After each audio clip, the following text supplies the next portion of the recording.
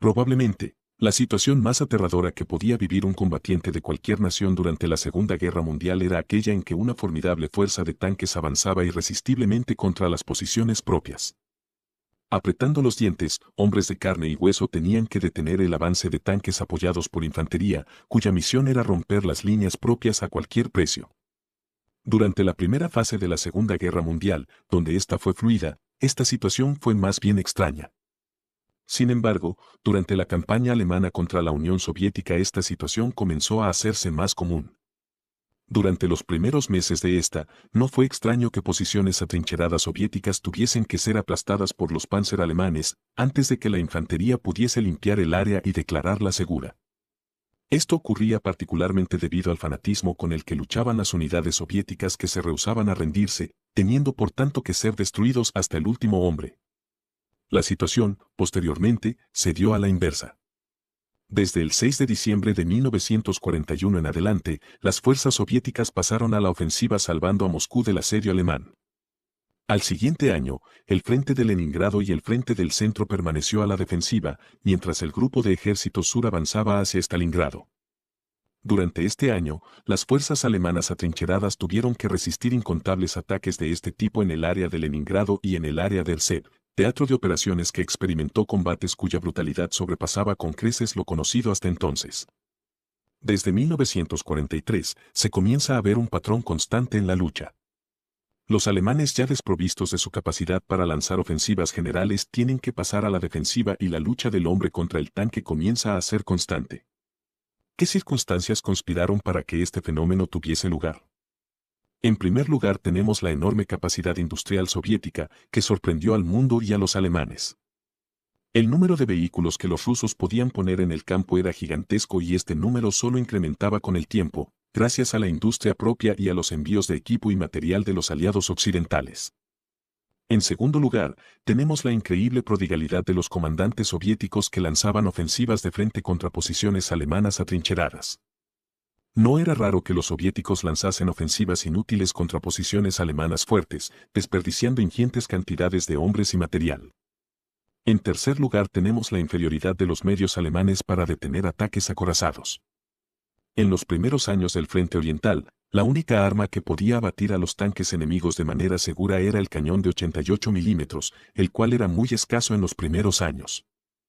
El cañón de 37 y 50 milímetros tenían mucha dificultad para penetrar la coraza de los vehículos medios y pesados soviéticos. Finalmente, tenemos la reluctancia de los comandantes alemanes a utilizar a los Panzers como armas defensivas. Los alemanes eran muy reacios a detener un ataque acorazado con un ataque acorazado propio, salvo que aquel hubiese penetrado las líneas defensivas y estuviesen ya en la retaguardia. En definitiva, si la infantería se veía en el escenario de defenderse de un ataque de tanques, tenía que resistir por su cuenta con las armas antitanque que tenían a nivel de división o regimiento, como cañones antitanque de 37 milímetros, 50 milímetros y 75 milímetros. Para mala suerte de los germanos muchas veces estas armas eran incapaces de derrotar a un tanque enemigo y era en esa instancia en que el valiente soldado alemán anónimo tendría que destruirlo con sus propias manos literalmente. De esta salvaje lucha surgió entonces entre las filas un grupo de hombres que perfeccionó el oficio del cazador de tanques o en alemán Panzerjäger. En un primer momento, el cazador de tanques fue un soldado improvisador, surgió por la necesidad y desesperación. Naturalmente, los más capacitados para derrotar a los tanques enemigos eran los ingenieros de combate y los cazadores de blindados.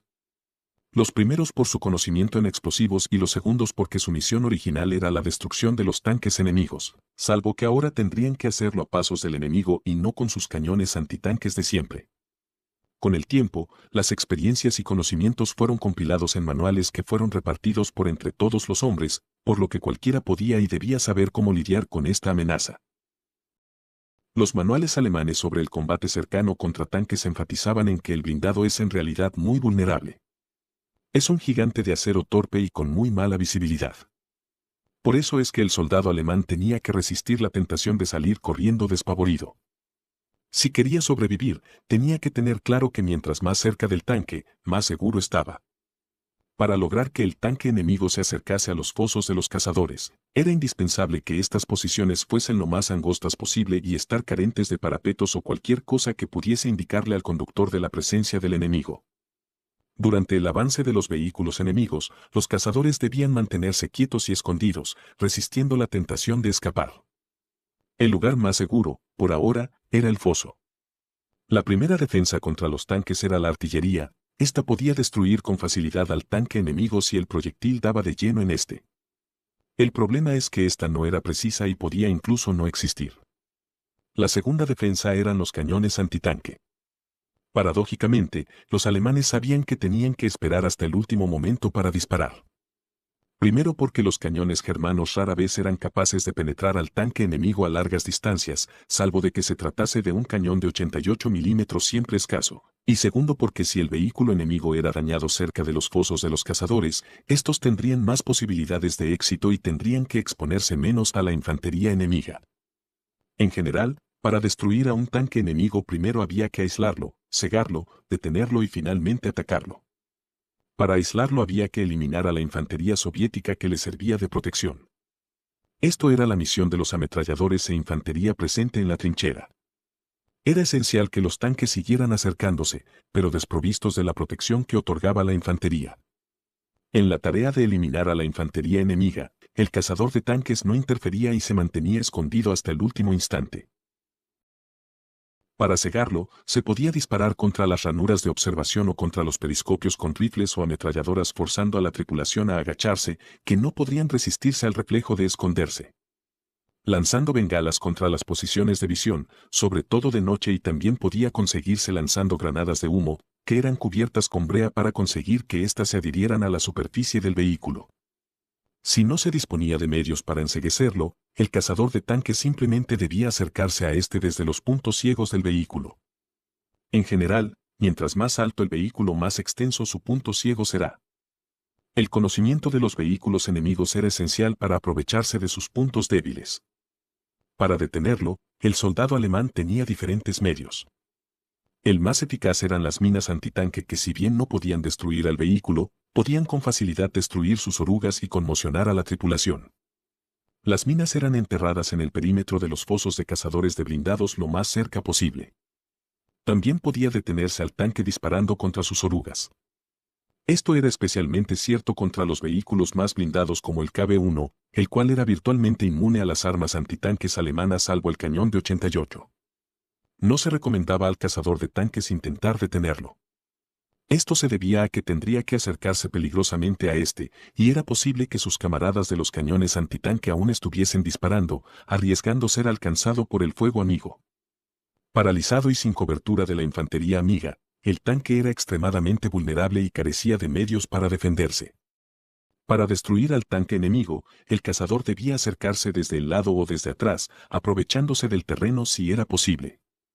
El soldado alemán tenía diferentes armas para acabar con el tanque. Había desde las más crudas como bombas incendiarias confeccionadas en el lugar con botellas y acelerantes, hasta las más sofisticadas como las granadas magnéticas. Independiente de su complejidad, todas las armas eran efectivas si se utilizaban de manera correcta. Por ejemplo, una bomba incendiaria podía destruir a un tanque o matar a su tripulación si el acelerante lograba filtrarse por las escotillas. Las bombas magnéticas eran particularmente efectivas ya que podían adherirse a superficies inclinadas, que generalmente eran las más vulnerables, y proyectaban la fuerza de la explosión hacia abajo penetrando al tanque. Cuando el vehículo enemigo era un tanque pesado, la situación se dificultaba. No era extraño que cazadores de tanques utilizaran ingentes cantidades de minas y bombas de todo tipo solo para darse cuenta que el vehículo seguía intacto. Aquí tendrían que improvisar y generalmente la solución eran las cargas de dinamitas de 3 kilos utilizadas por los ingenieros de combate. Instalándolas abajo del vehículo o entre el chasis y la torreta, los cazadores apuntaban a los puntos débiles del coloso de acero. El ataque de blindados enemigos contra posiciones de infantería podía parecer para los soldados novatos como imposibles de detener, generando un impacto emocional desmoralizante. A través del entrenamiento y las propias experiencias en el combate, los alemanes lograron desarrollar un sistema eficiente que les permitió luchar contra esta amenaza que a lo largo de la guerra solo se haría cada vez más grande.